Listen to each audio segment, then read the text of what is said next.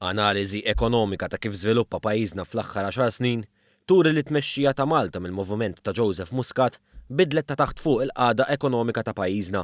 Ir-riċerka fuq 10 indikaturi ewlenin turi li f'kull każ is-sitwazzjoni llum ħafna aħjar minn 10 snin ilu u l-istess meta mqabbla ma' 5 snin ilu.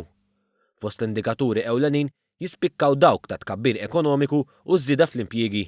Is-sena li għaddiet it-tkabbir ekonomiku kien id-doppju mis-sena 2008 fejn kien hemm tkabbir ta' 3.3%, filwaqt li żieda fl-impjiegi s-sena li għaddiet kienet kważi 3 darbiet aktar mill-2008.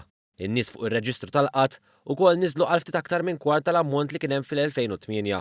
Jispikka wkoll is-surplus ta' 434.6 miljun euro taħt Gvern Laburista, meta mqabbel ma' żbilanċ ta' 256 miljun euro fl-2008 taħt Gvern Nazzjonalista. Il-pis tad-dejn nazzjonali wkoll ra bidla, hekk kif fl-2008 kien kważi 63% tal-ġid nazzjonali, filwaqt li s-sena li għaddiet naqas taħt il-51%. Fl-analiżi jirriżulta wkoll li s-sena li għaddiet il-Gvern nefaq 249 miljun euro fuq proġetti kapitali, 100 miljun aktar minn 10 snin ilu taħt Gvern Nazzjonalista, hekk kif intefaq biss 154 miljun euro.